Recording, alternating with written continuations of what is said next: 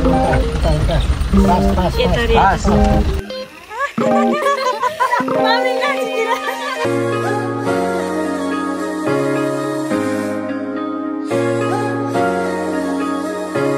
everyone, namaste, Fairful Lights, me Pakshin again, welcome to my another new vlog. Hope सबैजना सन्चै हुनुहुन्छ, म पनि एकदमै सन्चै छु। आज चाहिँ म जाँदै छु मेरो गाउँ with बुनु।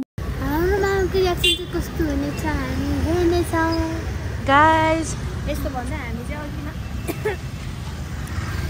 आइपुगिसक्यौं दाइ भनेर हामी चाहिँ छाडे आएको, तर यहाँनिर हामी 1 घण्टा कुर्नु पर्ने भयो। हामी आधी घण्टा भइसक्यो, अब आधी घण्टा पछि आउनुहुन्छ होला हैन। बुनु एक्लै छ भनेर आएको हो। अहिले दाइले मलाई देखेपछि कस्तो रियाक्सन आउँछ थाहा छैन, दाइहरूलाई थाहा छैन नि त। गाएर हाम्रो आप्पा चाहिँ सँगै हुनुहुन्छ रे, अनि हेरौँ के हुन्छ है बुन्स। 1 घण्टा हामी कुर्नु पाइने हुन्छ झ्याइ लाग्दो। कहाँ आएर बसेको साउनी सराएको छ, अनि हामी चाहिँ यस्तै भुइँमा बसेको छ। यहाँ बुनु र म चाहिँ कुरेर बसेको 1 घण्टा भइसक्यो, अझै पनि दाइहरू आउनु भएको छैन। दाइ र आप्पा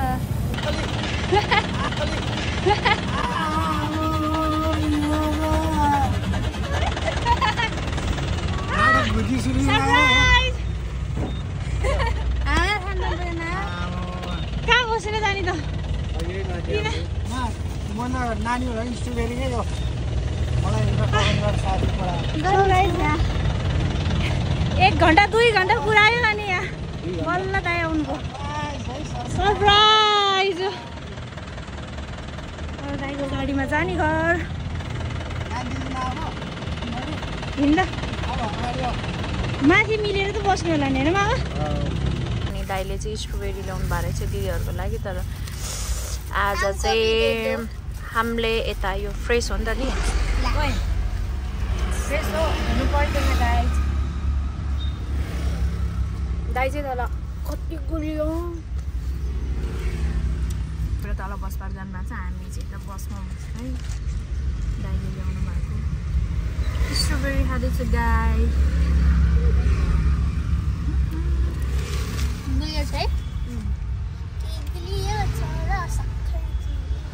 त्यो भन्दा गुलियो छ हाम्रो लोकल चाहिँ स्ट्रबेरी खान्छ। स्ट्रबेरी खान्छ।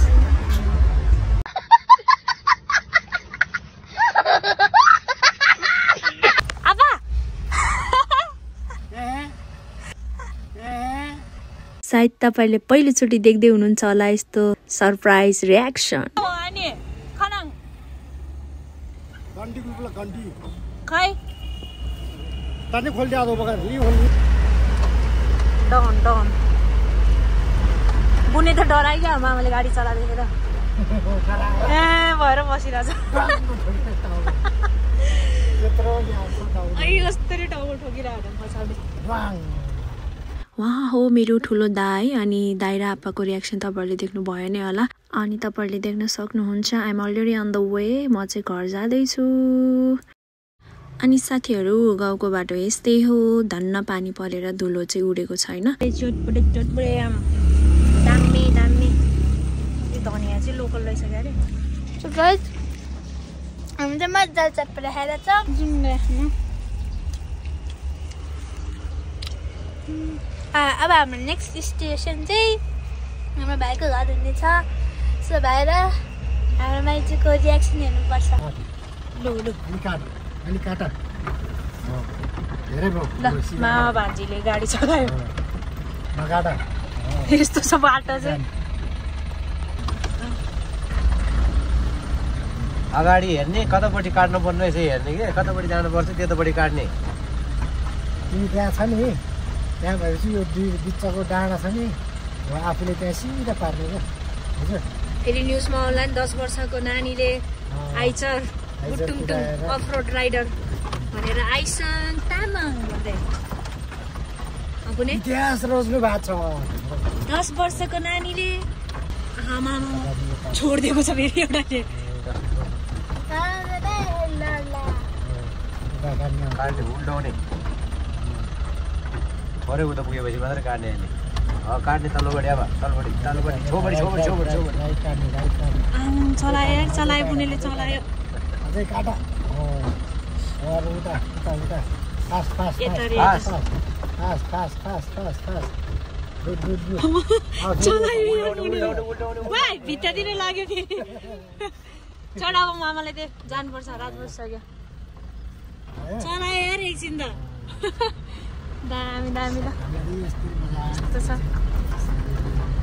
मामाको त बानी भएर पो त नि होइन पर्फेक्ट यो जिन काले के गरिरा यो फोटो यो स्केच यो डलहरू चाहिँ मेरो साथीहरूले दिएको गिफ्ट हो मैले चाहिँ सँगालेर राखेको थिएँ म नभए पनि भाउजूले सँगालेर राखिदिनु भएको रहेछ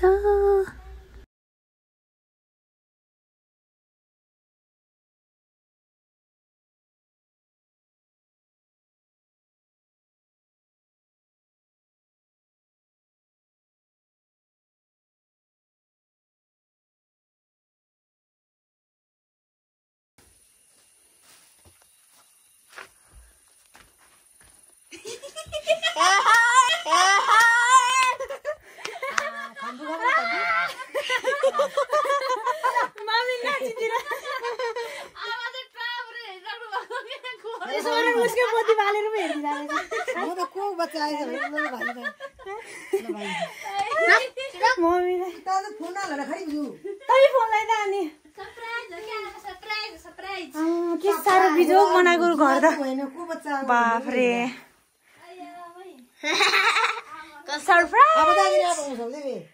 आफ्नो दिनमा प्रेम रेखा बेला है